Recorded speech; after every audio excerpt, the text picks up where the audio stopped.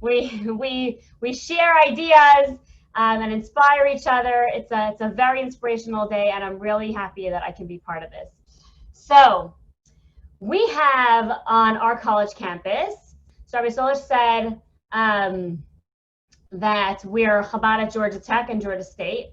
And that is where we do everything that we love to do. And we started this new holiday. So it's called Shabbat 360. And other campuses have what they call Shabbat 500, Shabbat 100, whatever it is. Basically, we decided that the best way to get Jews together is with holidays, because we were seeing, our college students on Rosh Hashanah and Yom Kippur and Hanukkah and Passover, and then, a lot of them, that was all that we were seeing them. So we're like, hey, let's start a new holiday. We're going to call it Shabbat 360. We started off with Shabbat 250, and it just meant that we wanted to get that amount of people in together for a Shabbat dinner. And the first year that we did it, I gathered my student board together, and I'm like, all right, guys, we're going to do this incredible thing. We're going to get 250 Jewish students together for this dinner. Literally all of them, except for one, looked at me and they said, Shifra, we are never going to make that happen. Okay, Sheena come, Mendel come. And I said to them, we're gonna do our best, and we're gonna make this happen. And they're like, all right, I don't know what you're thinking, but okay. So we start literally messaging every single student that we knew. And we would go onto campus, and everybody that we would meet, we would invite them to come to this Shabbat 250, and in years later to Shabbat 360. And every single person that we met, every single person that we messaged was valued and needed, because we literally needed everybody in order to get to our goal. And by the time the night came, I remember the third year we did it, Shabbat 360, I got up and I looked at this huge tent filled with so many incredible people, and I could look and see how each person got there. Everybody had a host, and the host brought everybody together, and I could look through everyone and see how all of them were there. And I got up and I told them a story. I said, the Rebbe who inspired all of this on Sundays would stand for dollars and give out dollars to thousands of people who would come by. And as the Sunday went on, for hours and hours and hours, people would stand in line receiving dollars from the Rebbe. And every person that came by got undivided attention. The Rebbe looked directly at them and gave them a blessing for whatever they needed. And just for that split second, that was the only person in the world that existed. And there was this one elderly woman who was standing in line for many, many, many hours, and she just got tired. After a few hours of standing there, she was really tired of standing in line, and she looks at the Rebbe, who's 10 years her senior, and when she finally gets to standing in front of the Rebbe, she says, Rebbe, I don't understand. You're older than I am, and I'm so tired standing here. How do you not get tired standing here giving out dollars to everybody? And the Rebbe responded to her, one of the most beautiful responses in the world: when you're counting diamonds, you don't get tired. And I told this story to this Shabbat 360 to all these students, and I said, that is the exact same thing that's happening tonight. Tonight, we are counting diamonds. Tonight, every single one of you that's here in this room is a diamond, because there is no way that we could have reached 360.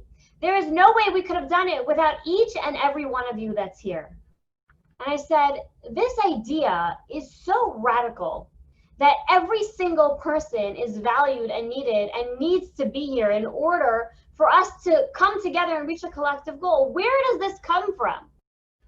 the inspiration that every single person is valued and needed, all comes from the Rebbe. The Rebbe is our inspiration to know that it's not just enough to, plan an event and invite people and whoever comes.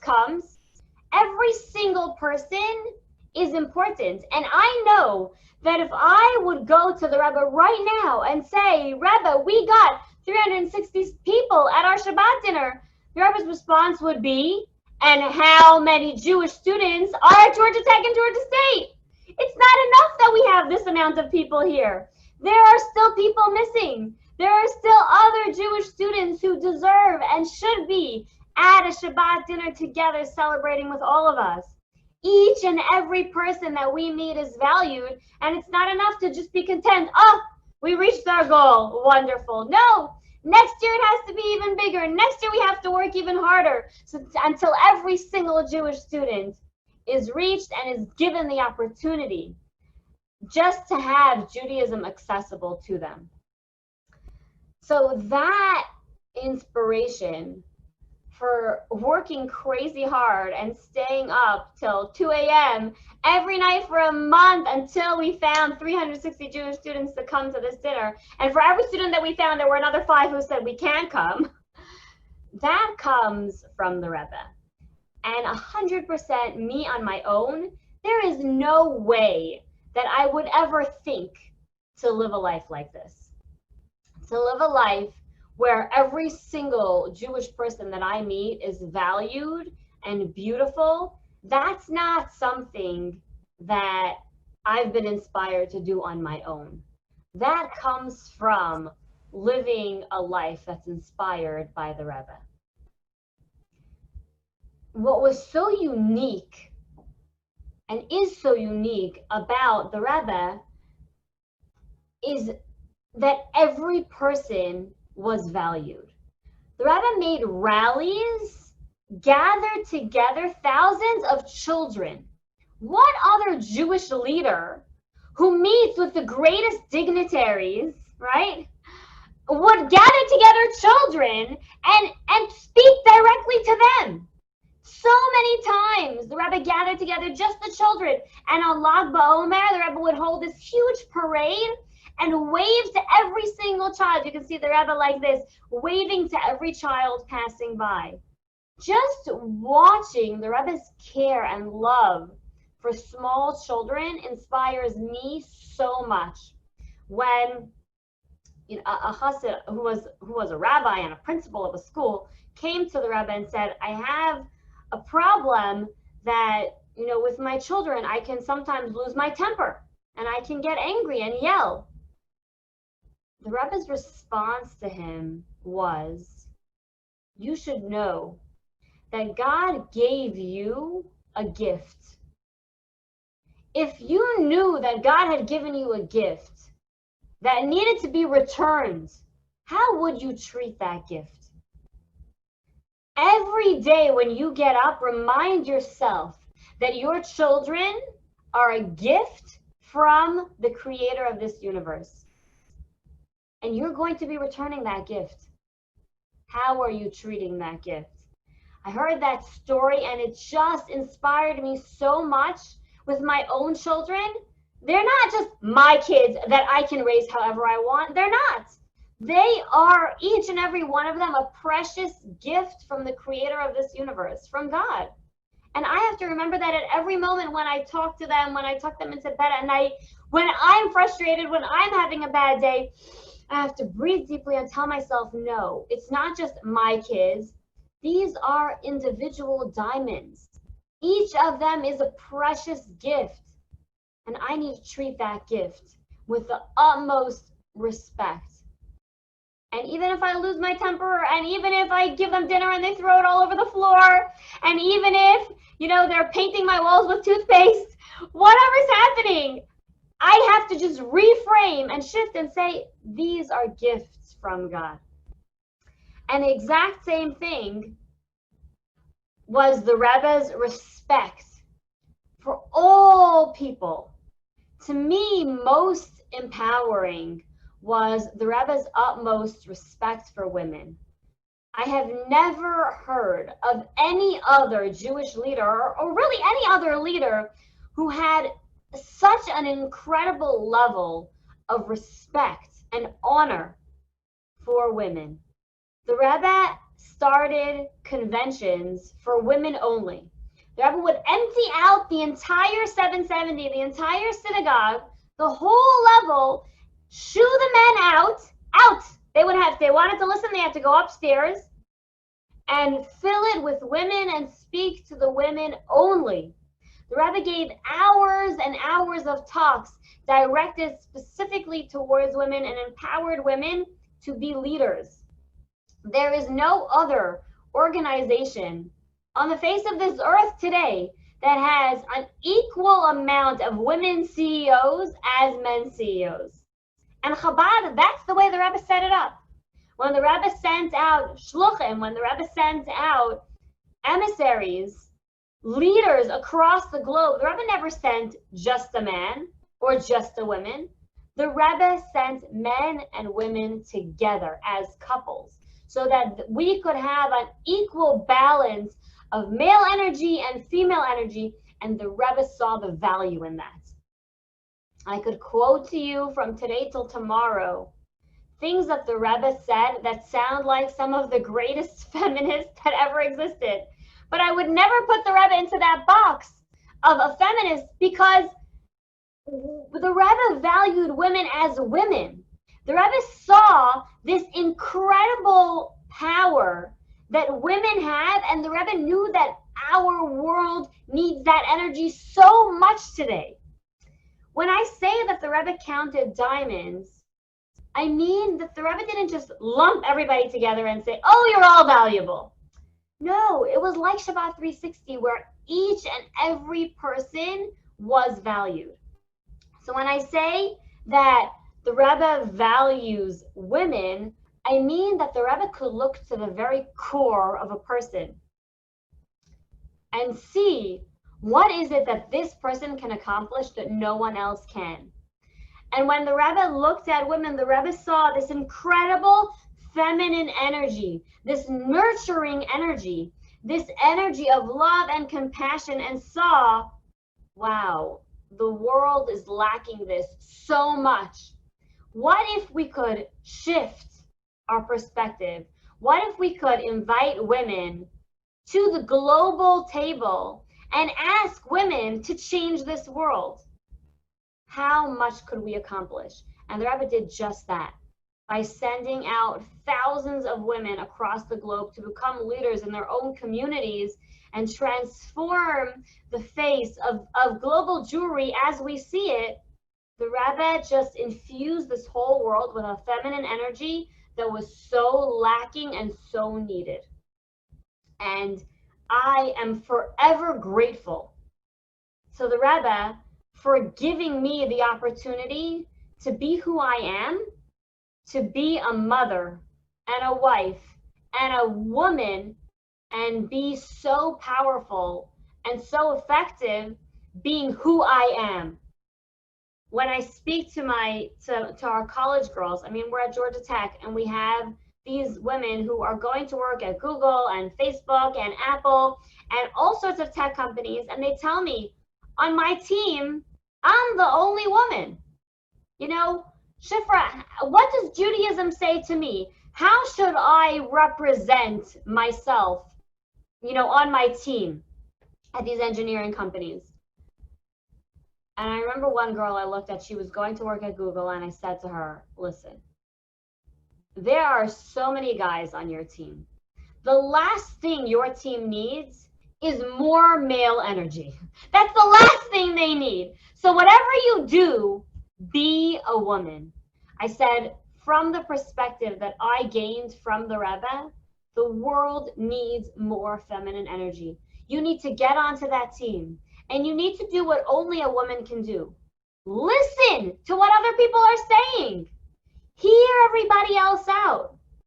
And then, through listening to everyone else, then bring out the ideas that you have within you and convince everybody else what the best way to do whatever it is that you need to get done with the feminine energy that you have, with the compassion and the nurturing and the understanding of human nature, you can transform Google in a way that nobody else can. And she's there and she's doing just that. And I honestly could not be more proud. It's incredible. So we see how the Rebbe valued children. We see how the Rebbe valued women in a way that no other Jewish leader did. And another incredible way that we see the Rebbe valued the individual is the Rebbe's value for people with special needs. I know my husband's great aunt, Shifra Sharfstein, she had a daughter who was a beautiful full-term baby. And then at 18 months, she began to realize that her daughter wasn't walking. Certain things were a little bit off. So she went and she did a neurological test, and the results came back that her daughter had autism. Now, this was at a time when no one understood what that meant. It was just a term, and it basically meant take the child and lock them up because they're never going to be a fully functioning human being. Well, this Aunt Hannah was very close with the Rebbe. Ever since her father passed away when she was a young girl, she had a very close relationship with the Rebbe, and she came in tears, and she had this private meeting with the Rebbe, and she said, Rebbe, you know, this is what they're saying about my daughter. The Rebbe smiled, and the Rebbe looked at this little girl, this little toddler, pushed a piece of paper across the table to her, and gave her a pencil or pen. And this little girl picked up the pen and began to scribble across the paper.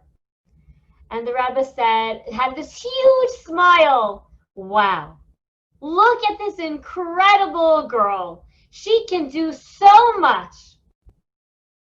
And the Rebbe gave Hannah this advice for how to raise this little girl who was, you know, given this diagnosis of autism, with Judaism in her life, with putting a charity box in her room, with teaching her alphabet, with teaching her how to walk. The Rebbe pushed Hannah to do everything possible to give this girl a full Jewish life in the most beautiful way. And she grew up doing so much more than the doctors ever expected from her. She walked and she communicated and she did mitzvahs, she gave tzedakah, and she could learn in her own way, and her life was valuable. Only because the Rebbe had the vision to look at her and see past any diagnosis, see past any physical deformities, and just see her core and see who she was truly on the inside. There was another group of people that the Rebbe did this with. They were called the wounded in the Israeli army, and they basically had the title of being disabled veterans of war. And someone came up with the idea to take all these disabled veterans on a trip, on a tour, you know, give them a good time. So they took all these disabled veterans and they were going to take them across the US, and they decided that while they're in New York, they should make a meeting with the Rebbe. So you have all these, you know, wounded veterans, some missing a leg, an arm, an eye, severely disabled, and they come into the big synagogue in 770. And the Rebbe comes out to meet them and walks over to each one individually and gives them a big smile and a handshake and says, thank you for what you've done. And then the Rebbe spoke to them and said to them, I don't understand why they call you the disabled veterans. I think you should be called the Mitsuyanei Tzahal, the ones who excel in the army, because you have given your entire life, everything about yourself, for the country of Israel. How incredible is it what you have done? And we know that when a person loses one sense, you know, if a person loses the ability to do something in one area, we know that they're always granted an extra sense in another level. And I am certain that each and every one of you excels in a certain level, in a certain area, in some area of life, because something has been taken away from you. And so therefore you should be called the ones who excel. And each of you is valued and important, and we thank you for everything that you've done, and we're sure that you'll go on to accomplish incredible things. The Rebbe turned around a view at that time where somebody who was crippled or disabled was viewed as, not a full human being. The Rebbe completely looked past that, didn't even say, no, you're also a human being. The Rebbe completely looked past that and said, you're more. You're even more than just a regular person. You excel. There's something extra special about you. Now, with all of these people, I believe that the reason why the Rebbe was able to do this and value the individual in this way was because the Rebbe embodied chapter 32 of Tanya. Now, some of you on here may have studied some of the Tanya. It's a book of incredible inspiration written by the very first Chabad Rebbe, Rabbi Shneur Zalman of Liadi. And in this book, the goal of the book basically is to teach us all how to be the best human beings that we can be. Reach the ultimate level of who you can be as a person. And then suddenly in the middle of the book, chapter 32, Rabbi Shneur Zalman goes off on a tangent seemingly and begins to talk about love. And in this talk about love, Rabbi Shneur Zalman begins to describe how it is possible to love every human being with complete love. And he basically says that if you can push aside the body self of your own self and not focus on the outside, if you can look at all people and not just see the body self that they have, the physical being that they're surrounded with, if you can look deeper than what you see on the outside, you will be able to see the core of every human being. And at the core, we know lies the neshama. So if we look deeper, we will be able to see the neshama, the soul of every single person. And the Rebbe actually did that. We strive to live like that. The Rebbe actually did. When the Rebbe met thousands of people every Sunday for dollars, the Rebbe wasn't looking at what they looked like on the outside. The Rebbe was doing this X-ray vision past the external to the core of every person and seeing their soul, seeing who they were at their core. And so when the Rebbe looked at a child, the Rebbe didn't just see a miniature human being. The Rebbe saw the potential in this person and what this child could accomplish and what they were accomplishing right now. And it was just this incredible vision. And when the Rebbe looked at people, when the Rebbe looked at women, the Rebbe didn't just look at, human beings. The Rebbe saw, wow, these women have this incredible power inside of them. We need to tap into that power. And when the Rebbe looked at people with special needs, when the Rebbe looked at people with disabilities, the Rebbe saw past anything on the outside and saw how they excelled in certain areas in life. When the Rebbe looked at a child who was born with autism, the Rebbe never saw the autism. The Rebbe saw the mitzvahs that this child could do. The Rebbe saw the Torah that this child could learn. The Rebbe saw the good that this child could bring into the world. And from the Rebbe's perspective, the greatest of leaders and the most simple of people all were on an equal playing field, because the goal was only to make this world a more beautiful place. Our goal is only to transform this world and make it shine.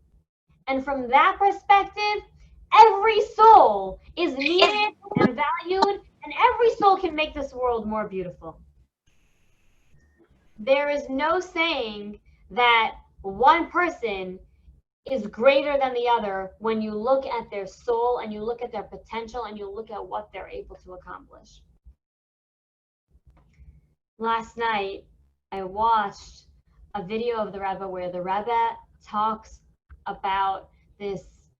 It's a story about this basketball coach who would come to all of the Rebbe's Farbrengens, and he didn't understand a word, but he would get up and he would sing together with the Rebbe, and the Rebbe would motion to him like this, and they had this beautiful relationship.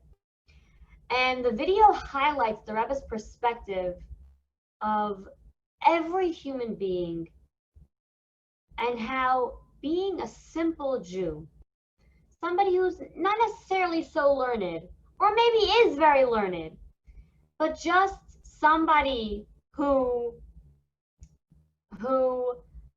has this deep, heartfelt connection, how valuable that is. And the Rebbe says that the sincerity of simple Jews reaches and connects them to God's simple essence. Indeed, God's essence is found within every single Jew, especially within the simplest of Jews. You know, sometimes when we become very sophisticated, sometimes when we pride ourselves in, I'm an important person and I have an important position and I'm CEO of a company or people value me and I'm so intelligent, I've learned so much. Sometimes what happens is we become so sophisticated, we lose touch with our core. We lose touch with just the simple connection that our neshama gives us. But a simple person who hasn't learned so much, a simple person who's not so sophisticated and doesn't think so highly of themselves, can connect with the depths of their soul to the creator of the universe. Because at our core, we are a chelek Eloka mimal mamish. We are just a piece of God. And the word mamish you can't even translate. It's just so much so. We are just a piece of God at our core. The Rebbe was able to tap into that core that we all have and tell us, dig deeper. At your core, you are a piece of God. And if you can tap into that, you can be connected to the creator of this entire universe in an incredible way. And when the Rebbe was looking at this basketball coach who had no clue what was going on at this Farbrengen, he didn't understand any Yiddish, he didn't understand any Hebrew, he didn't understand any of the great, deep Torah talks. He was just in it for the connection. The Rebbe saw the beautiful connection that his neshama, that his soul had with God, and just how on fire he was. And it was an incredible thing to see. So when the Rebbe looked at every single one of us, the Rebbe really looked at our core. The Rebbe really dug deep inside of us and pushed away the exterior, pushed away everything that was hiding, who we really were, and was able to see what we were really able to accomplish. So not just to the children and to, people who were special in one way or another did the Rebbe dig deep to the core. The Rebbe did this to thousands upon thousands of individuals and was able to transform regular people into leaders. Great leaders have many followers, but the greatest leaders create many more leaders. And that's exactly what the Rebbe did. So it's funny because this exact concept is one that we spoke about just yesterday. Now, we weren't all able to be in synagogue because, it's all shut down, but nevertheless, across the globe, Jewish people, we were all reading from the same Torah portion. And the Torah portion that we were reading was about the spies. It was a portion of Shlach. And we were all reading this intense story about these spies who Moses sent to the land of Israel, and they were supposed to scout out the place and, come back and give a report on how to conquer the land. And instead, they came back and they slandered the land and they said, we're never going to be able to, the people there are so powerful and so strong and so huge. It's so scary, and we felt like grasshoppers in their eyes. And look at these fruits, they're ginormous fruits. How are we ever going to be able to go up there and to conquer this place? And the Rebbe takes this story and asks an incredible question. The Rebbe asks, hold a second. God never said to send spies. God just said, go to the land of Israel. And when Moses said, can we send spies? God just said, do whatever you want, okay? For the men who are on here who are married, if your wife tells you, do whatever you want, right? If you ask a question and they say, do whatever you want, you know it's a bad sign and you should definitely not do whatever you want, right? Because saying do whatever you want doesn't necessarily mean that the person agrees with whatever your intentions are. And yet, what does Moshe do? He goes and he sends spies. Why would he do that? God never said to send spies. God just said, go to Israel.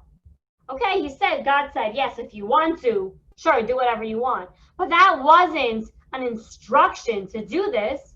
So why did Moses send spies? And not only that, Moses was worried about it. And what happened? The spies came back, messed up the whole plan, told everybody negative things, and the Jewish people had to wander for 40 years in the desert because of it. Seems like this terrible idea.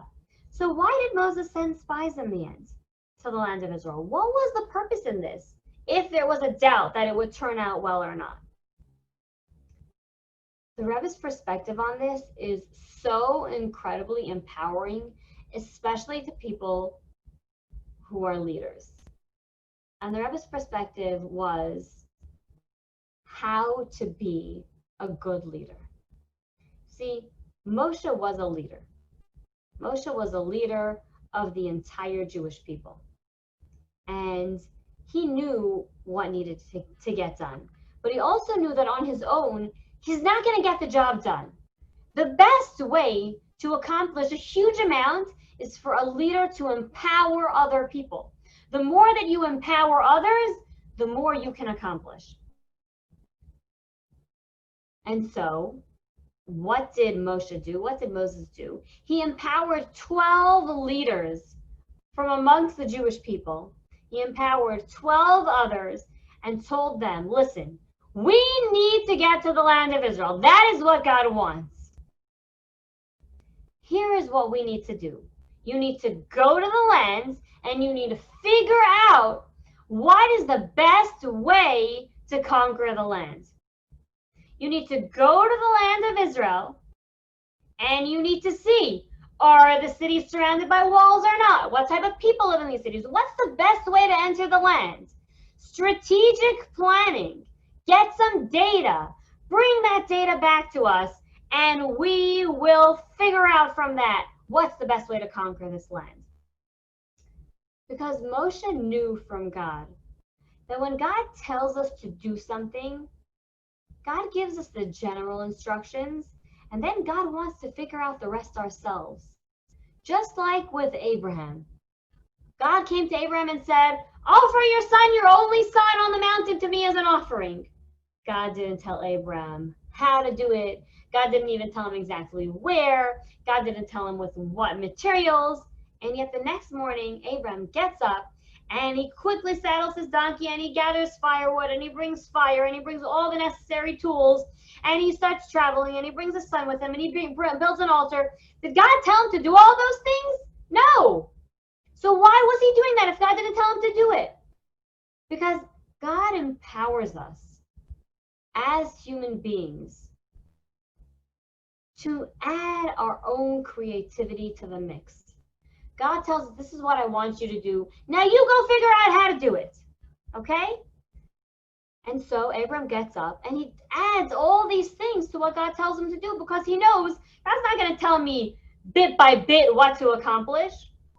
You know, when the previous Rebbe first sent out shluchim, first sent out emissaries, like the Rebbe did thousands of people today, there were those who just didn't know what to do. So for every single program that they did, they were going to give a class, they would ask the previous Rebbe, what should I teach about? They were going to, make a dinner, who should we invite and what should we say and what should we serve?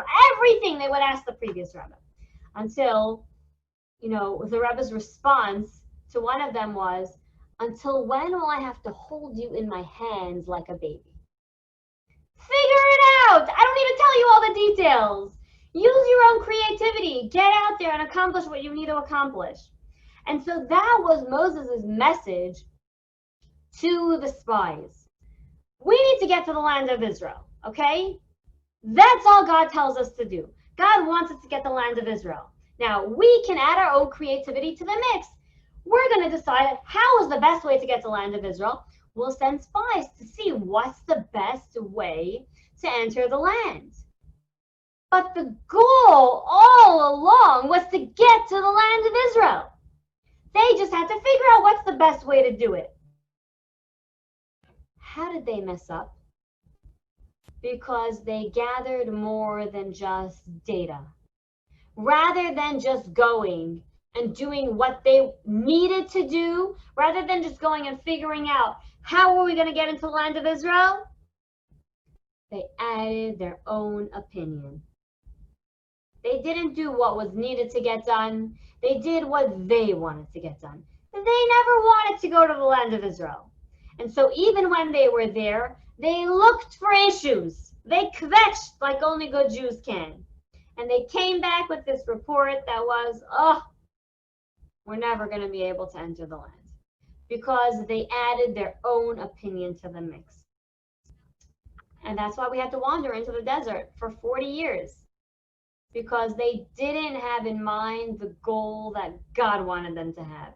They had in mind the goal that they wanted. And so that was the report that they brought back. And that is the Rebbe's powerful message to leaders.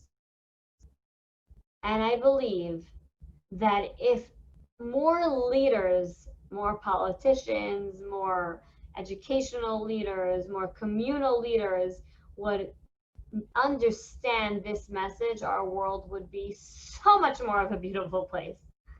The message is, there is a goal that you all need to accomplish. There is a goal that every human being has to accomplish here. God tells us what we need to do here in this world. We need to make this world a home for God. We need to do mitzvahs. We need to learn Torah. We need to fill this world with beauty. Wonderful. God doesn't tell us exactly how to do all of those things. God tells us the general idea. Now we need to creatively figure out how we're going to get it done. God tells us, I want you to have a mezuzah on your door. I want you to write these words on your door. We figure out that we're going to have this beautiful case and it's going to be decorated so beautifully and we're going to hang it there with pride for everybody to see, and we're going to tap it or give it a kiss every time we pass by it. We add all that creativity to it because we love the mitzvah and we want to do this mitzvah. So it's empowering us to add our own personal creativity, our own juices, our own, soul powers to every mitzvah that we do. But the goal always has to be to do what God wants. We have a Torah. We want to keep that Torah. Now we need to figure out what's the best way that we can possibly keep this Torah. So we have the mitzvahs already. We know what it is that we need to accomplish. Now we need to get out there and creatively add our own personal emotions and feelings to it so that we make the mitzvah shine even more beautifully. Okay? God tells us to keep Shabbat and make it beautiful. We decide that we're going to have this beautiful meal, and we're going to have this white tablecloth, and that we're going to adorn the table with these beautiful candlesticks, and we're going to invite guests to our table, and we're all going to sit together, and we're going to sing songs, and it's going to be this incredible experience. None of that is written in the Torah. We add all this beauty to the Shabbat experience. Why? Because we love the mitzvahs and we want to make them more beautiful. And that is the message to every leader today. Your job is to lead your community. Your job is to lead your country in a way that God wants you to. That means you need to be selfless. You need to put yourself aside and say, what is it that I am supposed to be accomplishing here? What is it that God wants me to do here? How can I make this a more beautiful community? How can I bring people together in a more beautiful way? What is it that the people need? Put yourself aside and ask, what is the goal that needs to be accomplished here? And once you figure that out, once you figure out what it is that the people need, once you figure out what it is that God needs, then you can come and add your own creativity and make that happen. But at the core of it all, you always need to know that the most important thing here is doing that which God wants. And then you're able to add your own perspective and your own creativity to make it so much more beautiful. To me, this message is so powerful. I was born, Shifra. That's who I am. I'm just a simple woman. Who am I? And then I got this incredible mission given to me by my Rebbe. The Rebbe asked me to be a leader, to come here to Georgia Tech and to Georgia State and to lead the communities here. And I know that I was empowered to become more than just Shifra, but to become a leader in my community. And that is something that I value every single day, and I hope that I never stop valuing how incredible the mission that I was given is. And I know at the same time, every day I am supposed to be doing what the Rebbe sent me here to do. And at the same time, I know that I have my own talents. I have my own creativity. I have my own abilities that I was gifted when I was born here into this world. And I know that I need to use all of those creative energies to serve my community. I, as an individual, can accomplish something here that nobody else can. And when the Rebbe empowered thousands of people to be leaders, the Rebbe didn't just say, you go be a leader. The Rebbe said, become a leader and make other people into leaders too. Everybody has their own talents, their own unique gifts that they can give to this world. They only need to be empowered to become leaders so that they can share that with other people. So the Rebbe's vision was to turn every single individual into a leader in their own right so that we could transform this entire world. One of the most beautiful teachings of the Rebbe is about the power of a birthday. It used to be that Jewish people didn't really celebrate birthdays because birthdays were kind of seen as like a pagan celebration. It used to be like the Greeks would celebrate the birthdays of their gods, and they would put candles into their foods to celebrate these things. So the Jewish people were like, we don't do birthdays. And then the Rebbe came and said, no, a birthday is the day that you became your own individual, that you separated from just, living off of your mother's energy. And now you here in this world can accomplish things on your own that otherwise would have never been accomplished. A birthday is the day that God decided that the world could no longer continue to exist without you. And so the Rebbe turned a birthday into this celebration of the individual, into the celebration of purpose, into the celebration of what is it that you can accomplish in this world that nobody else can. The Rebbe spoke to all of us and said, on your birthday, I want you to sit and think and meditate. What have I accomplished in the last year? What am I going to accomplish in the year to come? You were put here into this world with a unique mission, with something that nobody else can accomplish. How are you making sure that you are going to accomplish whatever it is that you need to accomplish? How are you making sure that you are doing as many mitzvahs as possible? That was the Rebbe's perspective that the Rebbe shared with all of us. And I think all of us as individuals can tap into that and think about that. Think about what that means. If I have incredible power to accomplish something that nobody else can accomplish, how am I going to make that happen? How am I going to make sure that I am using my own energy to do the things that need to get done in this world? And if we tap into the perspective that the Rebbe had, that the Rebbe looked past the external and saw who we are at our core, the Rebbe saw who we are, what our soul can accomplish.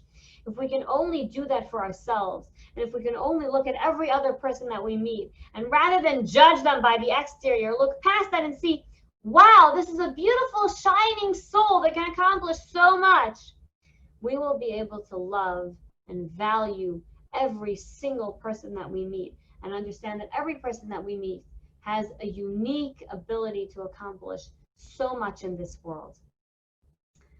So l'chaim to all of us, that as we commemorate the life and the inspiration that the Rebbe gave to all of us as Jewish people, we should celebrate the Rebbe's perspective and the Rebbe's value of every human being, and never look at a person and say, I'm better than them, or oh, they're so much greater than me. Every single person has a unique mission to accomplish in this world. We should be able to look at every person that we bump into, and every person that we meet grocery shopping or that walks into our home, and look at the core and value them for the beautiful, shining neshama that they have. L'chaim, have an amazing day.